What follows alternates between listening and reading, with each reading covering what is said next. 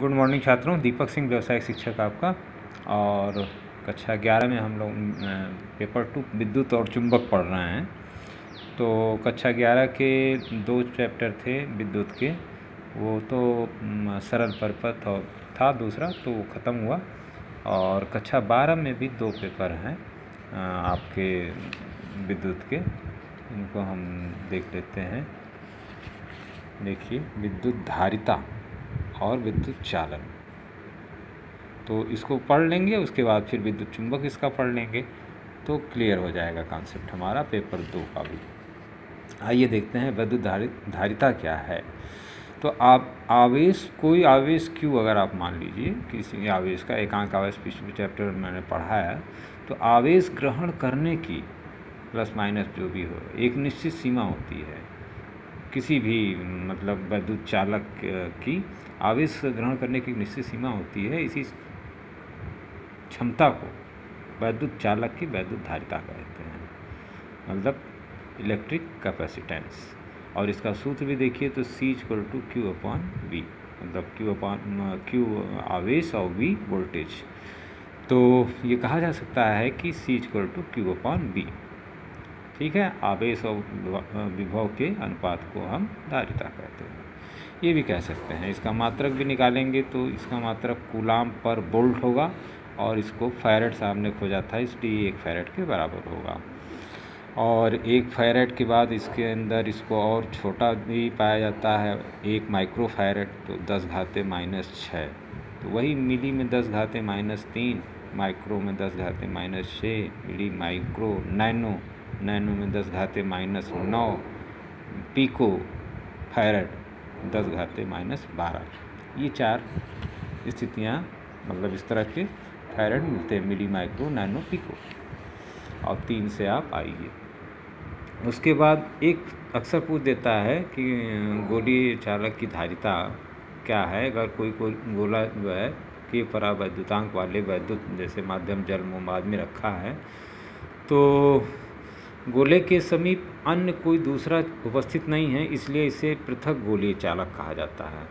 और मान लीजिए इसको Q आवेश दिया गया, तो अब ये चालक चूँकि किस पदार्थ से बना है, तो आवेश गोले के बाहरी तल पर एक समान रूप से वितरित हो जाएगा और हर बिंदु पर एक समान विभव होगा। तो इस तल को समविभव तल कहेंगे। इसके चारों तरफ देखिए, जैसे एक गोला है और इसके चारों तरफ इसकी त्रिज्या a है।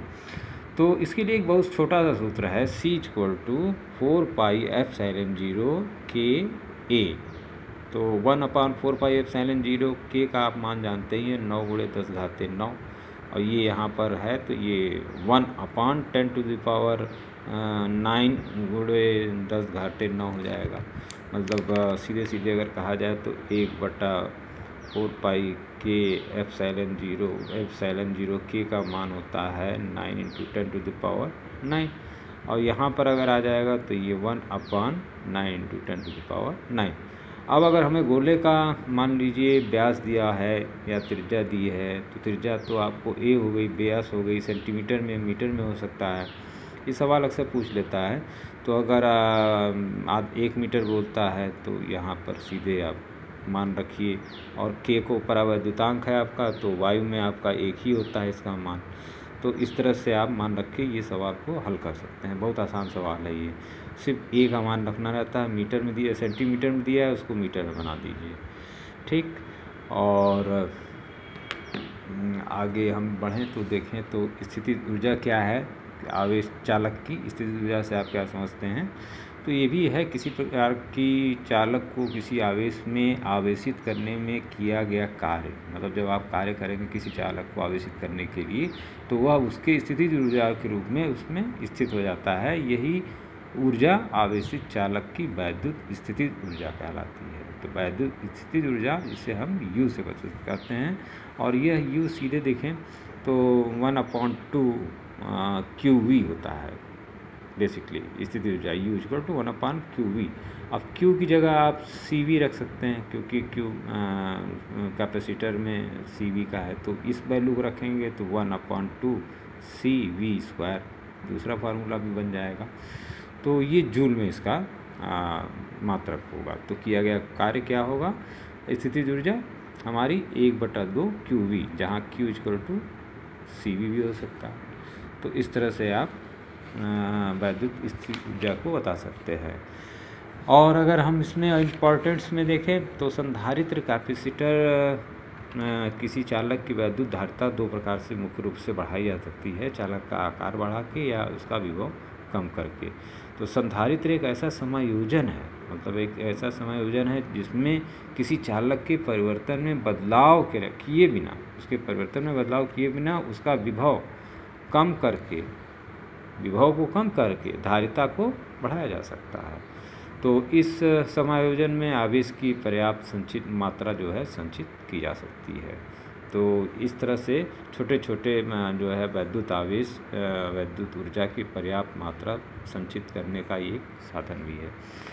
तो संधारित्र यही है सिद्धांत के साथ। और संधारित्र की संधारिता क्या होगी, मतलब कैपेसिटेंस ऑफ कैपेसिटर, मतलब कैपेसिटेंस की परमाणु की परमाणुकता जैसे वैसे ही कैपेसिटेंस ऑफ कैपेसिटर, एक कैपेसिटर की कैपेसिटेंस क्या होगी।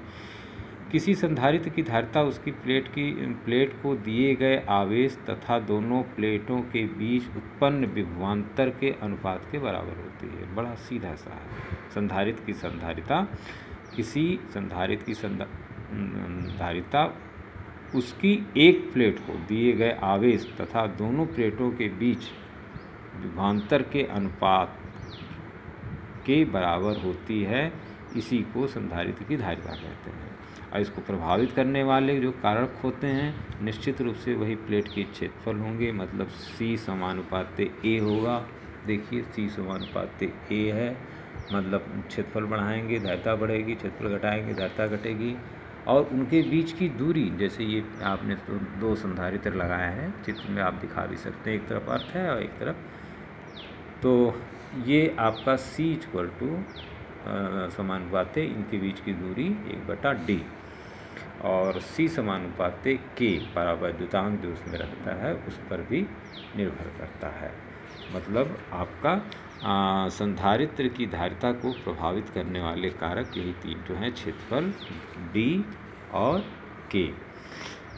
तो मुख्य रूप से हम अगला वीडियो थोड़ा लंबा हो रहा है छात्रों, और स्पेशल नोटिस भी आई हुई है कि 5 तारीख तक जो है लगभग सभी लोग अपने बोर्ड्स की फ़ीस वगैरह को कंप्लीट कर लें। और साथ में कक्षा 11 के लड़के जो TC मार्कशीट जिनकी नहीं जमा है, TC मार्कशीट नहीं जमा होने से आपको एडमिशन नहीं मिल पाएगा। तो TC मार्कशीट का रहना ज़रूरी है। 5 अगस्त तक किसी हालत में उसको भी जमा कर दें, सब कॉलेजों में मिल रही है। और TC तो ओरिजिनल, और मार्कशीट जो आपको मिलेगी कॉलेज से उसकी फ़ोटो स्टेट करा के वहीं के प्रधानाचार्य से उसको साइन करा दीजिए, अटेस्ट इसको कहते हैं। अटेस्ट कर देगा वो मार्कशीट और TC, आधार कार्ड, और आप जान ही रहे हैं बाकी ये 3 चीज़ों का रहना बहुत ही अनिवार्य है फॉर्म के साथ, तभी वो पूरा माना जाएगा, वरना टेम्प्रोरी फॉर्म माना जाएगा। तो मैंने लगभग सबसे कह भी रखा है, आप लोगों से कहा है। आगे हम नेक्स्ट पढ़ेंगे परावैद्युत, और प्लीज़ जमा करें। 5 तारीख लास्ट डेट है, मैंने ग्रुप में डाल भी दिया है आदेशों को जो आया है, तो आप उसमें देख भी लें। ऑनलाइन पढ़ने की स्टडी का प्लान है, इस पर हमारा एक छोटा वीडियो भी है, और मैं फिर इसके पेज आपको भेज देता हूँ ग्रुप में। Many thanks.